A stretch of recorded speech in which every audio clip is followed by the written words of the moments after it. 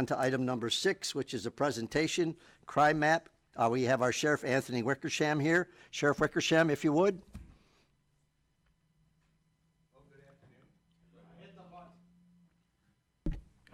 Good afternoon. You like that? All right. So you were asked, I was asked to be here to do a little presentation. So let me give you a little history.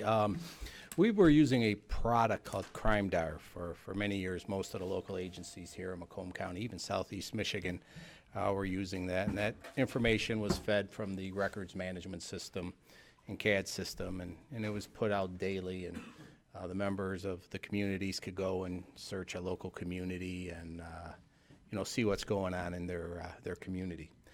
3 years ago, when we did the dispatch consolidation with Sterling Heights and Clinton Township, we moved to new technology, which was New World, which is now Tyler Technology, and we were having some trouble getting the CrimeDar, the mapping software that we used to work with it. And after going back and forth with them,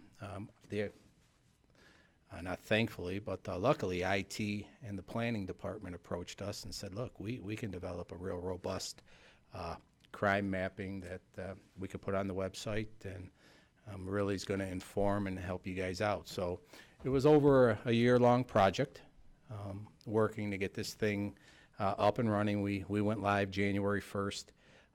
Looking at it today, there's still some bugs in any software, and we're going to be working on them as far as making sure we're getting all the information out there. But real quick overview, it's you go to MacombSheriff.com and hit the crime map, and it'll take you to this page here, and we just kind of agree. And you'll look at a map, and what's being reported is a week's worth of activity that Macomb County Sheriff's deputies are engaged in for a week. So that's our 6 contracted communities, the 4 northern townships that we have some police coverage in. You'll see there'll be some Clinton, there may be some Chesterfield, and some crossover activity that either traffic units or cars driving to and from their location may have been involved in. Go ahead. Commissioner Carabelli. Is it that Shelby isn't being reported, or they just don't allow that stuff to happen in their community? This is Macomb County Sheriff's Office. Thank you very much. Look at this little Ray Township. There's not one dot in there. All right. Anyways. Yes. Yeah. Okay. So you go on over to where it says incidents in the past week.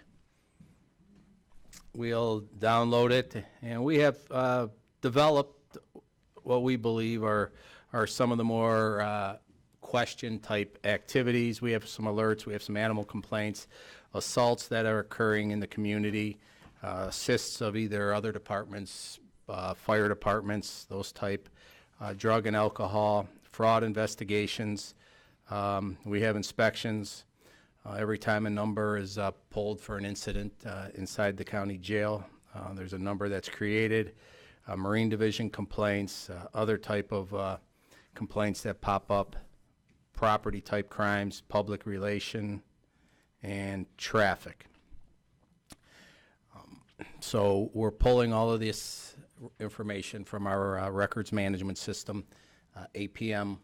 every night, it's downloaded and put into the program here. And so what would happen is the 8th day falls out and the new 7th day comes on.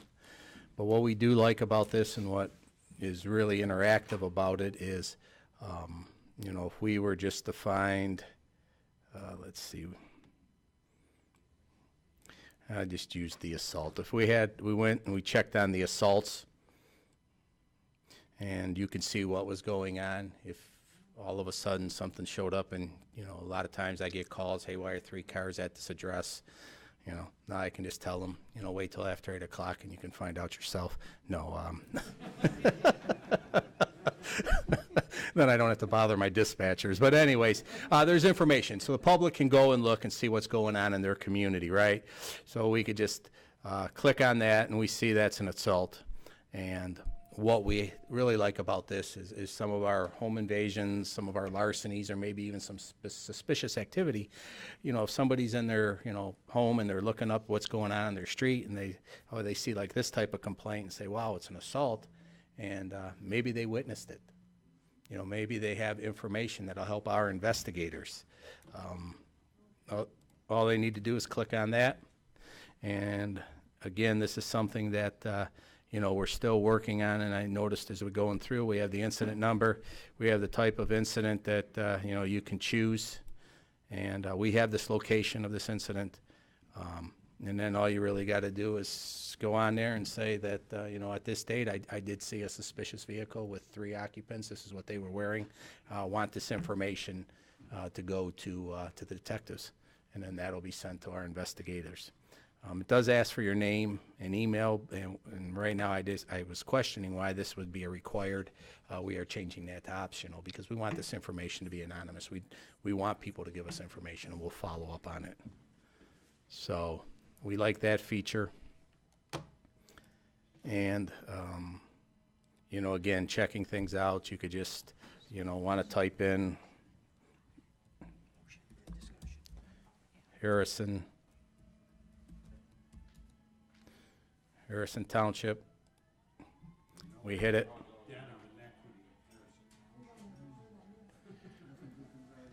And it'll, if I can get it, there we go. It'll go right on into where Harrison's at, and it'll pull up everything. You could just put your cursor over it, see what's going on, click on it. It's going to tell you it was a fraud investigation. Oh, this is up in Macomb, I'm sorry, but. Whoa, here they go, they're popping up. There we go. So we've got, what do we have in this one here? This was an assault on Wisteria Drive. You know, the green ones are traffic. If we look at the bottom, you know, this is just takes us back to the home page. List of incidents. We have a legend. See that? Has everything what we're explaining, what the different colors are. I mean, they did a great job, and I think this is very, very robust. Again, it needs some tweaking. And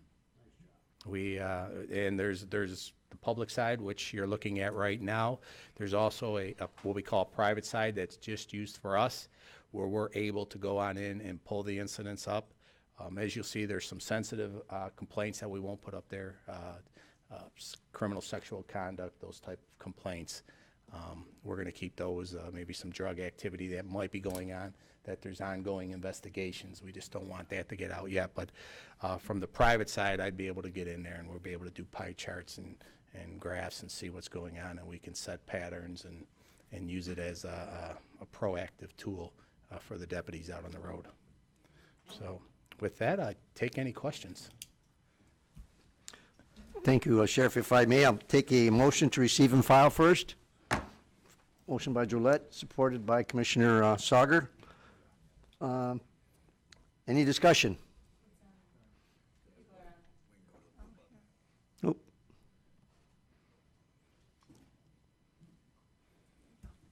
I see no speaker, so no, excuse me.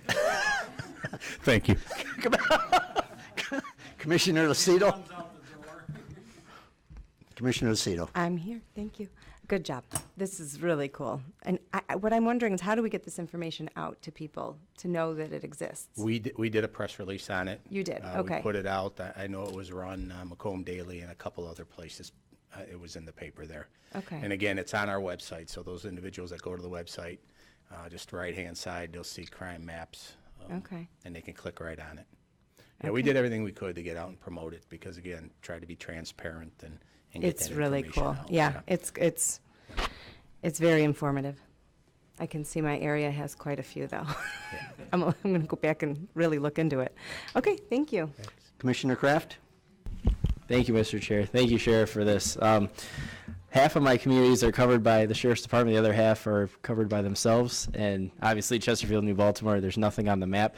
I'm just wondering if there's any plan to work with those communities that do have their own departments to combine the information to have this all in one spot. I believe Chesterfield does have the ability for myself to go on and see, you know, a crime map like this, but I'm just wondering if there's a way to pool the resources and have it all in one spot. You know, I'm always willing, you know, to collaborate with the locals, and so that wouldn't be a problem. Has there been any discussion about that yet? There hasn't. Okay. Again, we just went Just getting live, it off the just ground went there, first. and it's been over a year trying to get this thing worked and trying, again, all the credit, my staff worked on it, but IT and the planning department in Macomb County were the ones that approached us and said, look, we can do this. And I think we were paying around $2,400 a year for the other software product, which was very reasonable. But I got a better deal on this one. It didn't cost anything, so, except for time, and they definitely need the accolades. Thank you, Sheriff. Did a Thank you, great Mr. job on Chair. Thank you, Commissioner. Commissioner Leonetti? Thank you, Mr. Chair. And Sheriff, I wanted to thank you for this too, and you brought it up, but I was going to commend you for using our IT department internally to come up with this software program that looks really neat. The one question I have, out of the 335 incidents over the week, 90 of them are classified as jail. And I'm looking at the screen right here, and I can see the jail one has like a padlock almost. Well, I didn't have a chance. I was browsing around on it when I saw the press release, and I didn't realize 90 out of the 335 were jail related. What would those incidents be? So you are going to have, as far as classifications that we're pulling out of the jail, they could be extraditions, if we pulled a number, some type of escape. Big one would be contraband inside the facility. Okay. If there's any assault on inmates, assault on staff, lost property, damaged property, sick inmates. Okay, Yeah. so different incidents that deputies were required to have their Yeah, attention when on. there's an incident inside the facility. Gotcha. Again, there's a report generated and documented as it relates to unified crime reports. Those are not reported to the FBI. Okay, all right, thanks, Because Sheriff. all of the incidents that would happen, the city of Mount Clemens would, Be reported. their crime stats would go high. Right, yeah, that's what I was wondering about. Yeah. Okay, thank you, Sheriff. Thank you, Mr. Chair. Thank you, Commissioner Leonetti. Commissioner Dujay? Thank you very much. Sheriff, nice job. This is beautiful, especially considering that we did it all in-house. The question I have is it goes to that confidential business that you mentioned. Yeah, get rid of the names and so on and so forth. But is the information on this FOIA-able? Can people FOIA the Yep. stuff, Yep, to well- even if it's confidential? Well, let's just say we didn't. You know, somebody reported a drug house or something. Right. Or if somebody, again, if you saw 3-4 police cars, Right. you see the crime scene unit at a house, and somebody wants to know what goes on, all they need to do is send in the FOIA with the address, and they'd want to know what type of activity. They could be very specific. What we release depends on where we're at in the investigation. That's my So if question. it's still under investigation, we're able to deny the release of that information. If we get a warrant, once the warrant's signed, then that information is released. So at some point, all of what we I do. just, if somebody does report something confidentially, and it's up to you, but I just assume it remain confidential. Oh, I'm sorry. So nobody gets into trouble further down the Are line. you talking about if they send us information? Yes. Oh, if they send us information, that's just confidential. You Unless can't FOIA the stuff. No, That's the question. No. Okay. That would just be giving us information. If they put their name in and want to be contacted, and our detectives give them a call and they provide that information, then we'll generate a report. Right.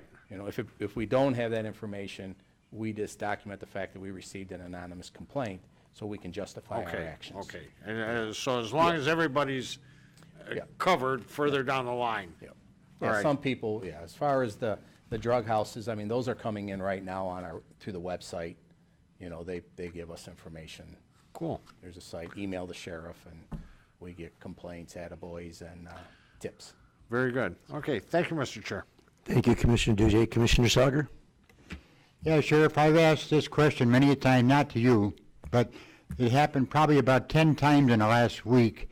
These TV stations constantly say about crime being committed or something's going on, and all they say is call your local police department. Why don't they start giving a phone number of where these people can call? Especially some seniors that might be older than me, don't even know where the heck that community is, and they want to report something. But I don't know if you've seen it, but I have. call your local police department. Maybe you could bring it up with your sheriff's association meeting. We do, any type of press release, we'll put we'll put a specific number in, just because, Okay. again, if we're looking for information and, you know, a detective has the case, and we put that detective's number in there, and they go home either at 5 o'clock or are working afternoons, and we may miss out on a good tip. That's why we would call our front desk, where there's gonna be there 24/7, and if they can act on that information and wake everybody up and come to work. So, we're on that. Thank you, Commissioner Sauger. Vice Chair Carabelli? Thank you, Mr. Chairman. Thank you. Actually, this is kind of neat stuff. I like it. I look at a lot of things that we have here in the county, and most of us don't know about them because we don't get the word out enough. And if you don't know, that there's also a link that I think should be almost put on your page as well, and it's the one that we have at the Road Commission, that you can get notified of accidents, backups, road closures, real time, and they get opened back up. So if you don't know about it, and be careful which button you hit, because you'll be getting tweets if that's what you want it, and it'll blow your phone up, or they'll give you emails or however you want it. That information's there, and I guess we got to do a better job of disseminating it. With that said, there's also apps out there. So when somebody goes to look for a house, such as myself, you know, you go on the sex offenders list, and you go ahead and you sign up so you can see if there's any sex offenders that live by where you live. My question is that, you know, even the app Life 360 has a thing, it'll show you incidents of larceny or whatever it is in a community. And I think this is all great, and now to tie it all together, to kind of make it, I mean, 'cause I think infancy, this is a great thing. I see you collaborating with the other communities in our county, and I see you applying for some grants from the federal government to really be the front runner on this and say, hey, no, this is what we got going on, because obviously it's going to be a benefit for the FBI. It'll be a benefit for everybody. Yep. And I see long-term great things with something like this. So I do commend you on that. I would ask you to, Commissioner Kraft said, you know, the other communities, I think that'd be a great thing, and maybe even charge them a little bit for, you know, and then you get a little bit on the other end. Right. With that said, I think this is great, and keep up the good work. Thank you. Thank you. Yeah, and I just checked, we do have a link on our page to the Department of Roads on the traffic issues too, so we're, like I say, we're reaching out. Thank you, Vice Chair Carabelli. Commissioner Brown? Thank you. Along the lines of Commissioner Carabelli was saying about having numbers that can't be information, are people still calling you for 911 for potholes? Pothole season today. Still get, people still You share. had to bring that up, did you? Yeah, Yeah, yes. No, we have not had any yet, but yeah, good. don't bring that up talking to you. There's going to be a press release in about 10 minutes there. Thanks, Commissioner. I just thought someone should know better than that, bring up those questions. Don't blame me. But anyway, do you have, be curious to see a chart to see what our jail population is by community too. This is interesting to see where the crimes happen. Bet you cover based on where your department's at. Be curious to see a run sheet of where the last record of origin as address is for who's sitting in our jail. You know, I think we're able to get that through another program. Actually was developed when we were doing our jail study. Just be a snapshot. I mean, it's a snapshot in time, but just to get a flavor of what the mix is, and out of county, out of state, who knows what they're all at. That'd be kind of interesting look, but very good. Thank you. Thank you, Commissioner Brown. Seeing no other speakers, we have a motion on the floor for receive and file. If you'd please vote on your iPads. I don't have one. How come I don't have one? Just remember to thank IT and planning. They did all the work. We just helped out, so thank you. Okay, mine is there. Motion passes.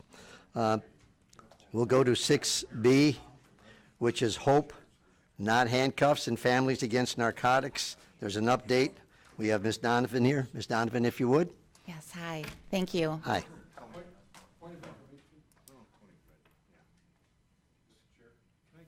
You can do anything you want to do. Sheriff, are you in a position to discuss a little bit about what, that we're out looking at architectural firms for the? Oh. I mean, would you, I don't want to put you on the spot if you're not, but just to kind of let the board know that that's in place. I'm sorry, Kate. They're going to be very nice to you when I'm done, okay? We put out an RFP at the end of the year. We've got 4 vendors that have responded. the 18th and 19th, Thursday and Friday. We have set up interviews with the 4 vendors, one in the morning, one in the afternoon on both days. We've put okay.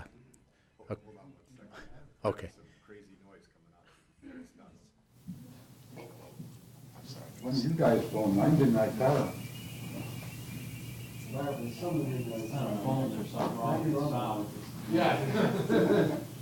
That's off. You hear it? I can hear it. What is it? Go ahead, Sheriff. All right, we're going to go take 2. All right, so we put out an RFP for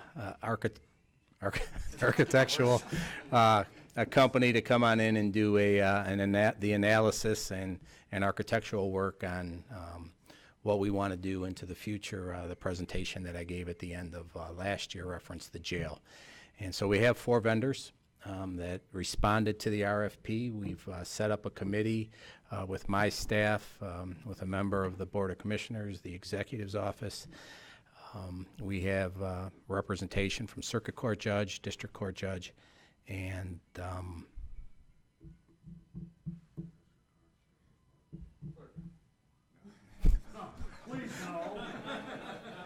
Probate? No. okay, so I think that was, and yeah, I think that was it. There's, Lynn, F&O, Facilities and Operations, right, from a building aspect. So we're going to do interviews, 2-hour interviews on Thursday and Friday, one in the morning, one in the afternoon, and we are going to take a look and get the best company to dive into this. I'll be back probably next month if we get in time, if not the following month to look at this and get a company in and get it going. So don't want to tip the hand or say where I want to go, but I have some ideas, and it's what with this company, whichever company we get, we have some ideas where we can go into the future. Thank you, Sheriff. Thanks for keeping us in the loop. Okay, anytime. Okay, Ms. Anytime. Donovan, I believe you're up.